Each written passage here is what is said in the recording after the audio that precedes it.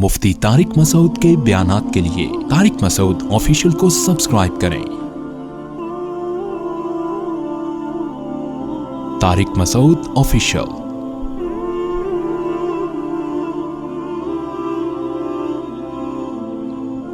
हज की परवाजें शुरू हो चुकी हैं, लोग धड़ाधड़ बैतुल्लाह की ज़ियारत की तरफ जा रहे हैं। ये क्या है, हज क्या है,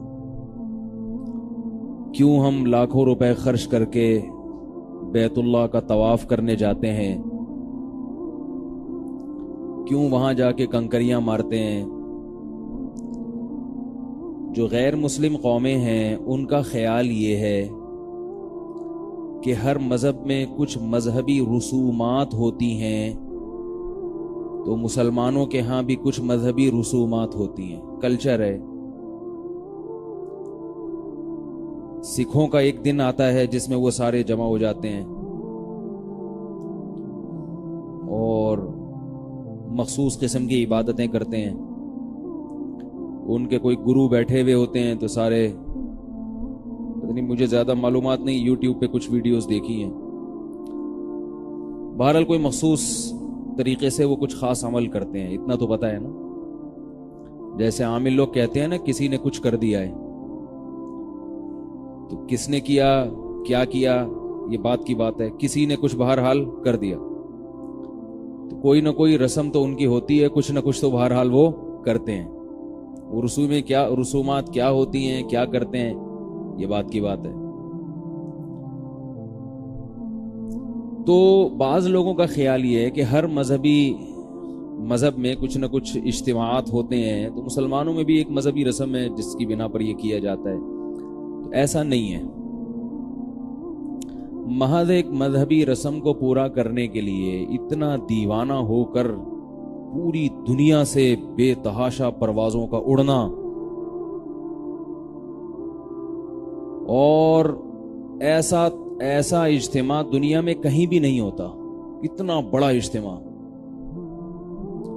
और उसमें पढ़े लिखे लोग ज्यादा होते हैं। और क्या कुर्बानियां देते हैं वहां जाकर वो, तो ये कहीं भी नहीं होता दुनिया में। आप अगर दूसरी कौमों की मजहबी रसूमात को देखेंगे तो ये जज्बा आपको नहीं मिलेगा उसमें। तो अल्लाह ताला ने अपने बंदों से नमाज भी पढ़वाई, ज़कात भी दिलवाई, रोजे भी रखवाए। हर इबादत का एक फलसफा है, उसकी एक लॉजिक है। वो फलसफा हमारी समझ में ना भी आए तो हमने बहरहाल करना है, लेकिन इसके बावजूद हर इबादत के पीछे कोई ना कोई हिकमत होती है। हज के पीछे क्या हिकमत है भाई? सवाल समझ में आ रहा है कि नहीं आ रहा? कभी सोचना चाहिए ना, हज के पीछे क्या हिकमत है।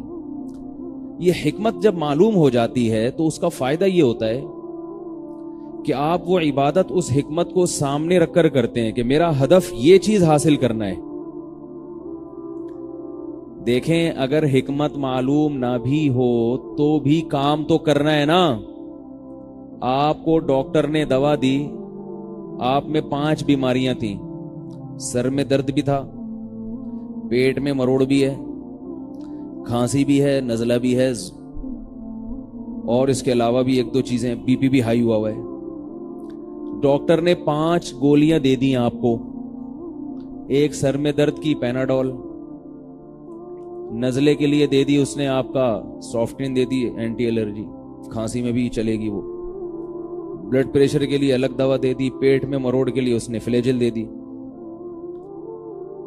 अब आपको डॉक्टर पर एतमाद है, इत्मीनान है। डॉक्टर ने कहा 4 या 5 गोलियां सुबह नाश्ते के बाद पानी से फांक लेना, खा लेना। वैसे फांकी तो फंकी जाती है, लेकिन ये खा लेना। अब आपको अगर हर दवा की अलग अलग हिकमत मालूम ना भी हो तो आपने खानी तो है ना वो 4 की 4, कि भाई डॉक्टर ने कहा है, मुझे नहीं पता कि इसमें पैनाडोल सर के दर्द की है या पेट के मरोड़ की है। भाई आपकी भला से आपने 4 गोलियां पानी के साथ खा लेनी है। समझ रहे हो क्या ख्याल है?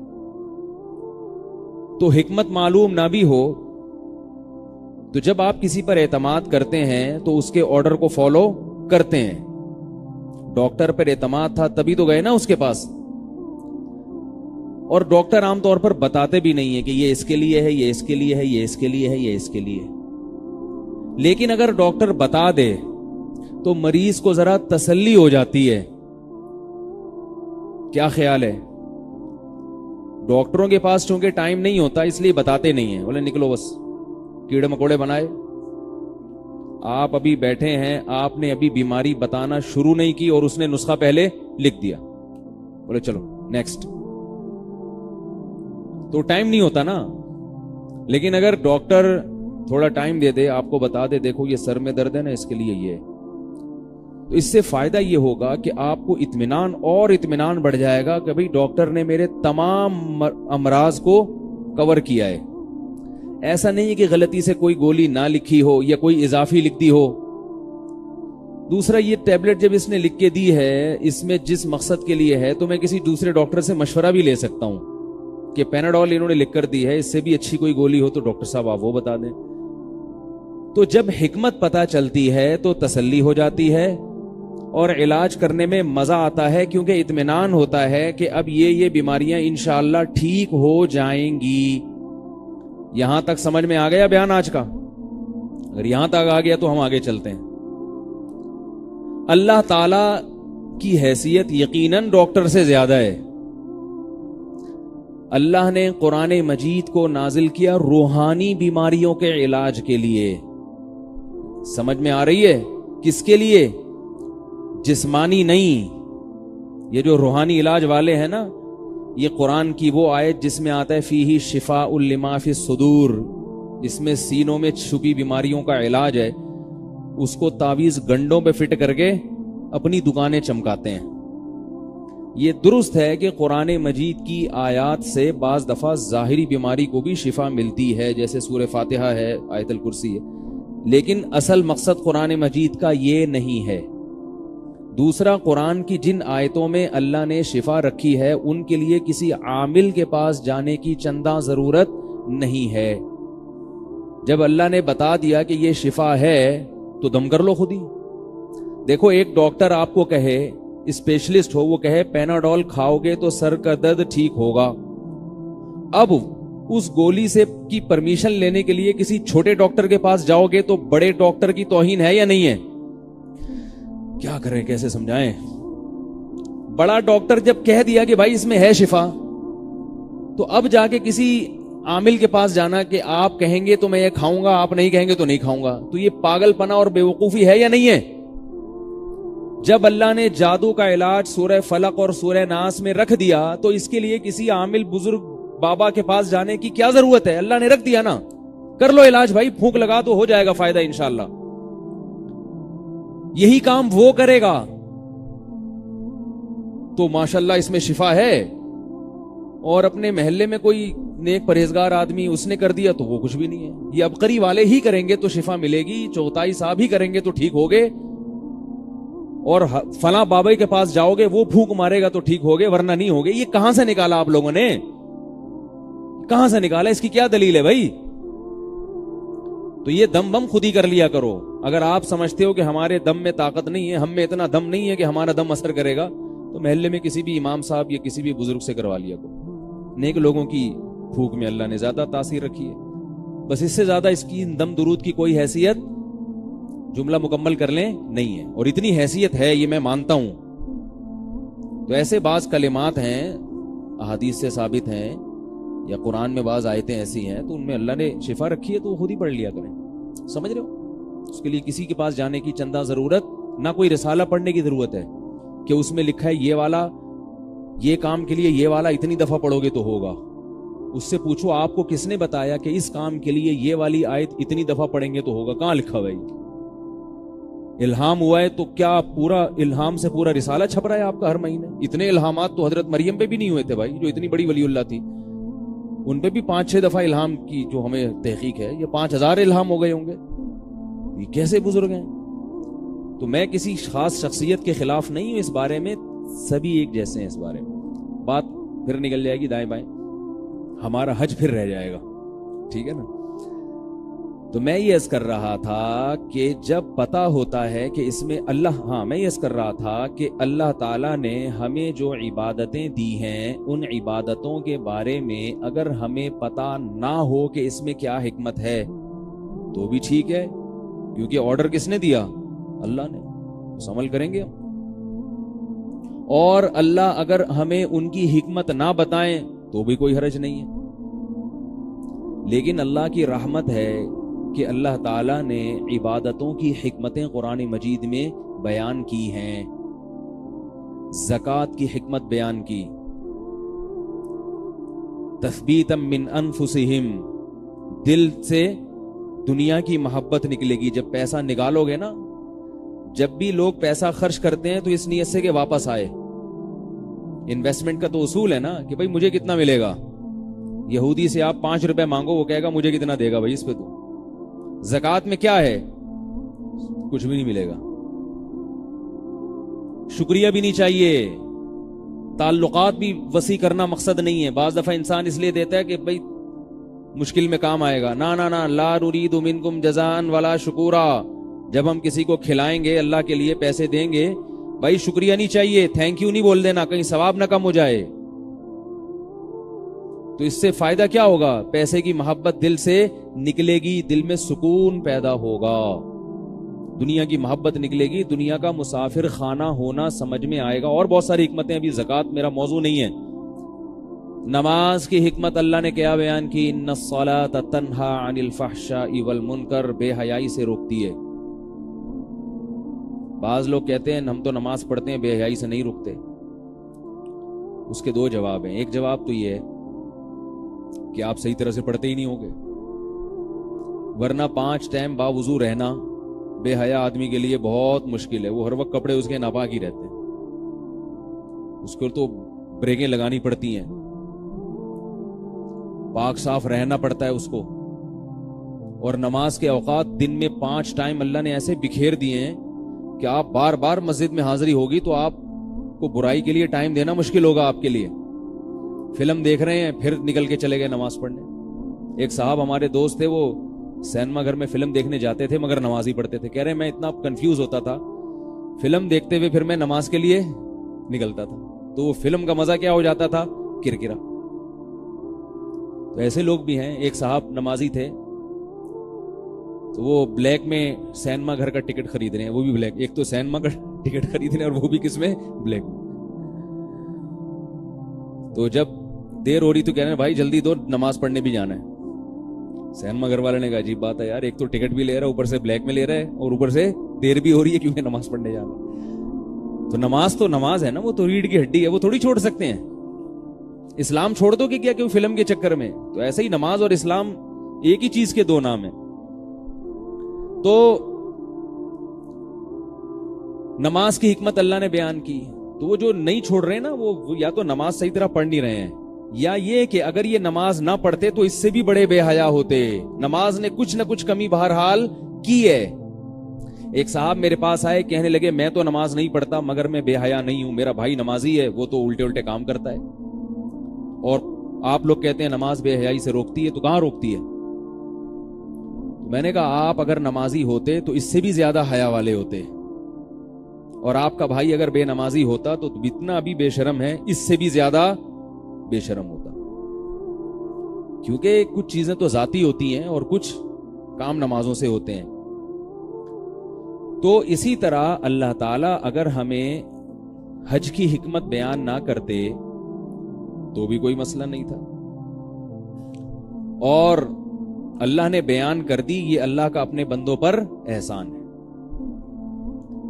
بہت ساری حکمتیں حج میں۔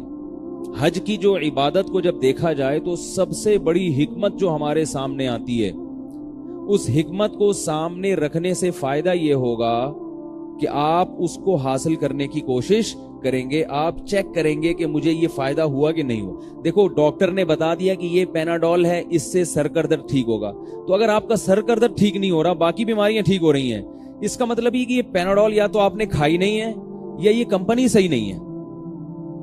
تو آپ کے لیے اپنی بیماری کا علاج اور آسان ہو جائے گا نا، ٹریس کرنا آسان ہوگا۔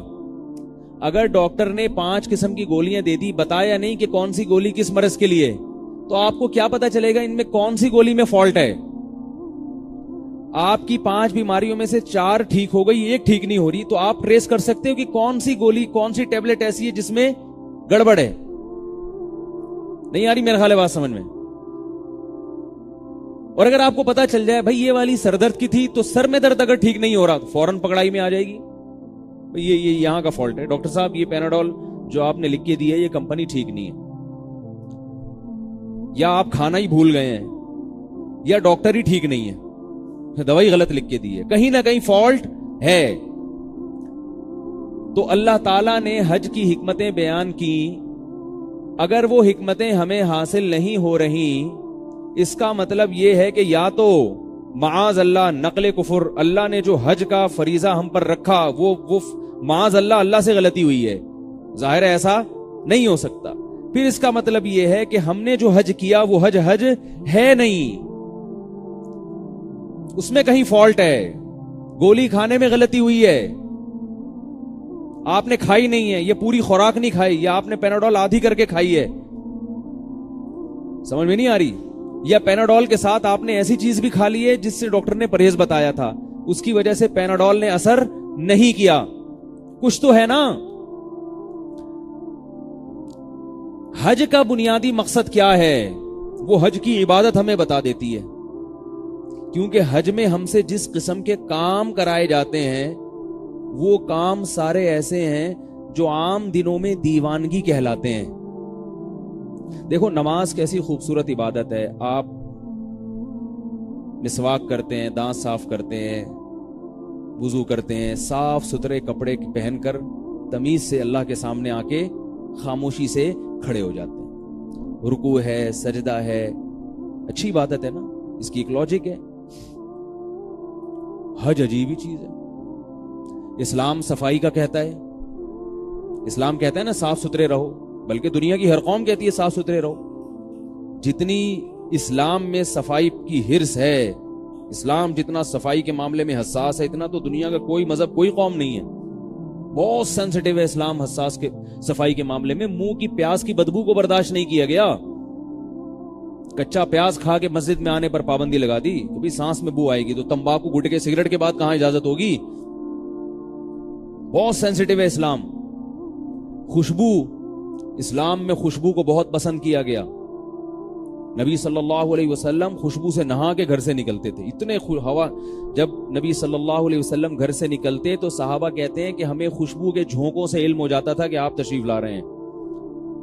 میں بار بار کہتا ہوں ایک خوشبو وہ ہوتی ہے جو بدبو ختم کرنے کے لیے, اسلام میں وہ والی خوشبو کا تصور نہیں ہے. بعض غیر مسلم قومیں, سب کی بات نہیں کر رہا, بعض غیر مسلم قومیں ایسی ہیں کہ وہ اپنی بدبو کو ختم کرنے کے لیے اسپرے کا استعمال کرتے ہیں. اسلام میں خوشبو کا یہ مطلب نہیں ہے. بدبو ختم کرنے کے لیے نہانے کا, مسواک کا, ان چیزوں کا حکم ہے. بیری کے پتوں سے نہائیں یا صابن سے نہائیں. بدبو جب ختم ہوگی تو پھر اضافی چیز ہے یہ خوشبو. سمجھ رہے ہو کہ نہیں سمجھ رہے؟ ورنہ نبی کہتے کہ جو پیاز کھائے منہ میں اسپرے کر کے آئے. یہ کہتے نا نبی, بھائی جس نے کچا پیاز کھایا ہو وہ منہ میں کیا کر کے آئے, اسپرے کر کے آئے. نہ نہ نہ, پیاز کی بدبو کو پہلے ختم کرے پھر خوشبو پیدا کرے. تو خوشبو کا استعمال, میل کچیل کو دور رکھنا, پراپر ڈریس پہننا. اگر آپ نماز میں پراپر ڈریس نہیں استعمال کرتے, علماء کیا کہتے ہیں, آپ کی نماز مکروہ تحریمی ہے, واجب الاعادہ ہے. خذوا زینتکم عند کل مسجد, اللہ نے فرمایا ہر نماز کے وقت زینت اختیار کرو, پراپر ڈریس پہنو. زینت کا مطلب کیا ہے؟ مزین, برہنہ ہو کے یا ایسے اوٹ پٹانگ طریقے سے نہیں مسجد میں آ جایا کرو. حج میں سارا معاملہ کیا ہو گیا, الٹا. نبی صلی اللہ علیہ وسلم نے فرمایا حاجی اشعث اغبر, پراگندہ بال اور میلا کچیلا اللہ کو زیادہ پسند ہے. نہیں آ رہی میرے خیال میں؟ حاجی اللہ کو کیسا زیادہ پسند ہے؟ میلا کچیلا. خوشبو کا استعمال, یار بول لینا آپ لوگ, کوئی گورنمنٹ کی طرف سے پابندی ہے؟ خوشبو کا استعمال احرام میں حرام, سزا ملے گی ٹائٹ والی, پورا دم لازم آ جائے گا. خوشبو کا استعمال حرام. عورت کی فطرت ہے چہرہ چھپانا. عورت کی فطرت ہے ادھر توجہ رکھیں, عورت کی فطرت ہے چہرہ چھپانا, چہرہ ڈھانک کے رکھنا مردوں کے سامنے. وہاں حکم دیا کہ چہرے پر کپڑا لگانے کی اجازت نہیں ہے. یہ اس سے پتہ چلتا ہے کہ عورت کی اصل فطرت کیا ہے, چہرہ چھپانا. لوگ کہتے ہیں نا کہ عورت کو احرام میں چہرے چھپانے کی اجازت نہیں ہے, تو اس کا مطلب ہے اسلام میں چہرے کا پردہ نہیں ہے. اسلام میں چہرے کا پردہ ہے, اس لیے اس سے الٹ کروایا گیا ہے. وہاں پہ نہیں آ رہی میرا غالب بات, حج میں اپوزٹ کام ہو رہے ہیں. اس لیے علماء نے کہا ایسے شیڈ لے کہ اس کے آگے پردہ لٹکائے تاکہ چہرے کے پردے پر بھی عمل ہو جائے اور چہرے پر کپڑا بھی نہ لگے. اس میں عورت کو بہت الجھن ہوتی ہے, لیکن ہے کرنا پڑے گا. یہ خوشبو پر پابندی. عام دنوں میں حکم یہ ہے کہ بال, بغلوں کے بال اور زیر ناف بال بڑھانے کی اجازت. یار بول لیا کریں, کیا پیسے لے رہا ہوں کیا میں آپ لوگوں سے؟ کچھ تھوڑا سا ہمارا بھی خیال کر لیں. میں آپ جب ساتھ دیں گے تو مجھے بولنے میں آسانی ہوگی. پنجاب میں جائیں, وہ خطیب لوگ نعرے لگواتے ہیں, اس کے بغیر وہ بیان نہیں کرواتے. تھوڑی تھوڑی دیر بعد پڑھیں, اونچی آواز سے پڑھو درود شریف پڑھو, شاباش, پھر اونچی آواز سے سبحان اللہ کو. میں تو کچھ بھی نہیں کہلوا رہا آپ سے, آپ کے کراچی والے ہونے کا میں یعنی اس کی رعایت کر رہا ہوں. ورنہ پنجاب میں جب خطیب بیان کرتے ہیں آرام سے بیٹھنے نہیں دیتا وہ سننے والوں کو. تو میں تو نہ نعرے لگوا رہا ہوں آپ سے, میں کہتا ہوں بھائی جو بات کہوں سوال پوچھو تو جواب دے دیا کریں. تو اب مجھے ایک بات بتائیے, ہاں حکم ہے نا کہ بغلوں کے بال لینے چاہیے کیونکہ گندگی ہوتی ہے, 40 دن سے زیادہ ہو جائیں تو نماز مکروہ ہو جاتی ہے. حج میں اجازت ہے نہیں, ایسے ہی رہنے دو, میلے کچیلے. اب تو بہت جلدی جلدی حج ہو جاتا ہے. جب صحابہ کے دور میں کیا ہوتا ہوگا, جب مدینہ سے چلتے ہوں گے کئی مہینے ایسے واقعات ہوتے تھے, سر میں جوئیں پڑ جاتی تھی اور نیچے گر رہی ہوتی تھی وہ جوئیں. صحابہ کے ہاں ایسا ہوا کرتا تھا, آسان نہیں تھا حج. کتنی پابندیاں. عام حالات میں بال بڑے کرنا یہ زینت ہے. عورت کی تو ہے ہی زینت, مرد کی بھی زینت. نبی صلی اللہ علیہ وسلم کے پٹوں والے بال تھے. ٹنڈ جو ہے نا, یہ ایک آزمائش ہے اللہ کی طرف سے, یہ یاد رکھو. یہ جو لوگ کہتے ہیں نا گنجا ہونا سنت ہے, غلط. ٹنڈ اللہ کی طرف سے کیا ہے, حدیث سے ثابت ہے. یہ حدیث میں آتا ہے پچھلی امتوں میں 3 آدمی تھے, ایک کوڑ کا مریض, ایک کی ٹنڈ تھی, اور ایک بہت غریب تھا, کھانے پینے کو روٹی نہیں تھی. ایک فرشتہ آیا اللہ کی طرف سے, اس نے ان کو آزمایا اور اللہ کے حکم سے تینوں کو کہا بھی کیا چاہیے. جو ٹنڈ جس کی تھی اس نے کہا دنیا کی سب سے بڑی خواہش میری ہے کہ میرے سر پہ بال ہو گئے. جو بہت ہی غریب تھا اس نے کہا میری خواہش ہے کہ مجھے مال مل جائے. جو کوڑ کا مریض تھا اس نے کہا اس بیماری سے لوگ دور بھاگتے ہیں, ٹھیک ہے. تو سب کی بیماری اللہ کے حکم سے ٹھیک ہو گئی. پھر اللہ نے ان کو آزمایا, لمبا واقعہ ہے. لیکن اس حدیث سے کیا پتہ چلتا ہے کہ ٹنڈ کیا ہے, تو آزمائش اگر قدرت کی طرف سے ہو صبر کرنا چاہیے, جو کہ ایک عمر کے بعد خود بخود ہونا شروع ہو جاتی. اور اگر آپ پہلے سے ہی ٹینڈ کروانا شروع کر دیں, تو اگر آپ کو گرمی لگ رہی ہے اس لیے ٹینڈ کروا رہے ہیں, ٹھیک ہے. یہ بعض لوگوں کی ایسی فیس کی جو بناوٹ ہے وہ ایسی ہوتی ہے کہ ان پہ ٹینڈ جچتی ہے, ٹھیک ہے. تو ٹھیک ہے, اگر کسی پہ جچ رہی ہے تو جائز ہے. عورت کے لیے جائز نہیں ہے, مرد کے لیے جائز ہے. بھائی اگر تم ٹینڈ میں اچھے لگ رہے ہو, بالکل گول, صحیح ہے. لیکن عمومی طور پر کیا ہے, وہ کسی شاعر نے کہا ہے نا, حسن تیرا اس طرح سالم رہا, سر منڈانے پر بھی تو ظالم رہا ہے. بھائی ایک عاشق تھا نا, اپنے معشوق, ایک خاتون عاشق ہو گئی کسی مرد پہ, اس کی زلفوں پہ عاشق ہو گئی. اس نے عشق ختم کرنے کے لیے ٹینڈ کرا لی کہ تاکہ اس عورت سے جان چھوٹ جائے. تو اس خاتون نے یہ شعر کہا, حسن تیرا اس طرح سالم رہا, صحیح سالم ہے بالکل, سر منڈانے پر بھی تو ظالم رہا. کوئی فرق نہیں پڑا سر منڈانے پر. تو لیکن عام حالات میں ٹنڈ کیا سمجھی جاتی ہے, آزمائش. اس لیے شریعت نے ٹنڈ کا ہمیں حکم نہیں دیا. بھئی زینت ہے, قل من حرم زینت اللہ التی اخرج لعبادہ, فرمایا کون ہے جس نے اللہ کی زینت کو حرام قرار دی. اس لیے بال رکھو. اور دینداروں کو میں اس لیے خاص طور پہ بال رکھنے کا کہتا ہوں کہ وہ دین کی عکاسی کرتے ہیں. اگر ان کا حلیہ اچھا نہیں ہوگا تو اس سے دین بدنام ہوتا ہے. لوگ کہتے ہیں ان کو مذہب نے ایسا سکھایا, حالانکہ مذہب تھوڑی سکھا رہا ہے ان کو. مذہب تو کہہ رہا ہے ان اللہ جمیل یحب الجمال, اللہ جمیل ہیں اور جمال کو پسند کرتے ہیں. ہاں جمال کی ایک حد ہوتی ہے, چھچھورا پن اچھا نہیں ہے. وہ پھر کبھی اور بیان کروں گا, اس پر کئی دفعہ کر بھی چکا ہوں. تو ایسا نہ ہو کہ بالکل ہی ایسے انگوٹھیاں, یہاں 5 انگوٹھیاں پہنی ہوئی ہیں, مرد کی بات کر رہا ہوں, اور وہ کیا کیا پہنا ہوا ہے, شامیانے پہن کے گھوم رہے ہیں پورے. تو حج میں ہم احرام اترتا نہیں ہے جب تک سر پہ اس طرح نہ چلے, بالکل صفا چٹ. جتنے عمرے کرو گے اتنی ہی دفعہ اس طرح سر پہ چلے گا. اب آپ مجھے ایک بات بتاؤ, یہ آپ نے اتنی قربانی دی اللہ کے لیے, مینا میں 5 دن گزارے, رمی میں کتنی تھکاوٹ ہوتی ہے, قربانی بھی کر لی, 5-6 لاکھ روپے بھی خرچ کر لیے, کب سے آپ گورنمنٹ کے اداروں کے دھکے بھی کھا رہے تھے. اتنے پروسیس سے گزرنے کے بعد جب آپ نے عرفہ کا وقوف کیا, مزدلفہ گئے, اس کے بعد رمی کی, تو اب تو اللہ کی طرف سے انعام یہ ملنا چاہیے تھا, بھائی تم نے بہت ہمارے لیے قربانی دی ہے. اب کیا ہے کہ جن کے سر پہ بال نہیں بھی ہیں, حاجیوں کو ایک ایسا تیل دیا جاتا گورنمنٹ کی طرف سے کہ وہ لگائیں گے تو سر پہ بال اگائیں گے. ایسا ہونا چاہیے نا, اللہ کی طرف سے گفٹ ملنا چاہیے. کیا خیال ہے بھائی؟ لیکن یہ عجیب انعام ہے, سارے کام ہو گئے, اب احرام کھولنے کا ٹائم آیا تو اللہ فرماتے جب تک ٹنڈ نہیں کراؤ گے احرام سے نکلو گے نہیں. لے بھیا. اور ایک دوسری طرف یہ بھی کہتے ہیں حاجی اللہ کے مہمان ہیں. آپ کے ہاں کوئی مہمان آئے, اس کی ٹنڈ کرا کے بھیج دو, وہ کیا بولے گا, یار یہ کیسے مہمان تھے بھائی, ہم ان کے گھر گئے تھے اور نہ انہوں نے ہمیں کھلایا نہ انہوں نے ہمیں پلایا, ہم ہی ان کے لیے گفٹ بھی لے کر گئے, ہم ہی نہیں میزبان کو تحفے بھی دیے, اور واپسی پہ چلو کچھ انہوں نے تحفہ نہیں دیا ہے بھائی, یا کوئی اکرام نہیں کیا, تو ویسے ہی آنے دیتے جیسے ہم گئے تھے. واپسی پہ کیا کیا, پکڑا نائی کو بلایا, سر مڑا کے بولے چلو شاباش نکلو ہے بھائی. اس کی کوئی لاجک سمجھ میں آتی ہے؟ یہ کیا ہو رہا ہے بھائی؟ لیکن ہو رہا ہے, ہو یہی رہا ہے. تو کیوں اللہ تعالیٰ یہ سارے کام کر رہے ہیں؟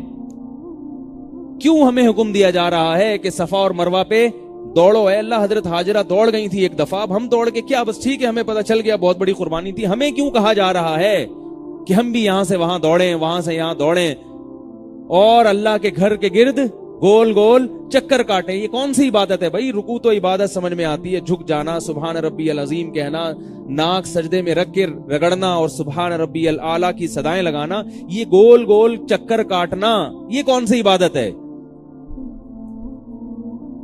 عام حالات میں حکم ہے ذکر آہستہ آواز سے کیا جائے, کیونکہ اللہ کو جنون اور دیوانگی پسند نہیں ہے. صحابہ زور زور سے ذکر کر رہے تھے, آپ صلی اللہ علیہ وسلم نے منع فرمایا تم جس ذات کو پکارتے ہو وہ معاذ اللہ بہرا نہیں ہے, وہ تو سنتا ہے. آہستہ ذکر. یہ جو مسجدوں میں چیخ چیخ کے ذکر کی محفلیں آج کل ہو رہی ہیں, یہ صحیح نہیں ہے, غلط ہے. یہ صحابہ کے دور میں اس کا کوئی تصور نہیں ملتا. ہاں کوئی شیخ اپنے مریدوں کو ذکر سکھانے کے لیے الگ سے کہیں سائٹ پہ لے جائے تاکہ ان کے ذکر ان کے دماغ میں اور دل میں رچ جائے, تو اس کے لیے متوسط درجے کا جو جہر ہے اس کی مشائخ اجازت دیتے ہیں, لیکن وہ سکھانے کی حد تک. جب سیکھ جائیں تو وہ بھی چھڑوا دیں اور اس کو سنت نہ سمجھیں. یہ جو حدیث میں آتا ہے نا کہ اللہ کا ذکر ایسے کرو, اتنا کرو کہ لوگ تمہیں دیوانہ سمجھیں, اس کا یہ مطلب نہیں ہے کہ چیخ چیخ کے گریبان پھاڑ کے اور ایسے کہ لوگ سمجھے واقعی پاگل ہے. اس کا کیا مطلب ہے یہ میں کسی اور وقت بیان کروں گا. کسی بھی حدیث کا ایسا مطلب لینا جس پر صحابہ کا عمل نہیں تھا, وہ مطلب لینا جائز نہیں ہے.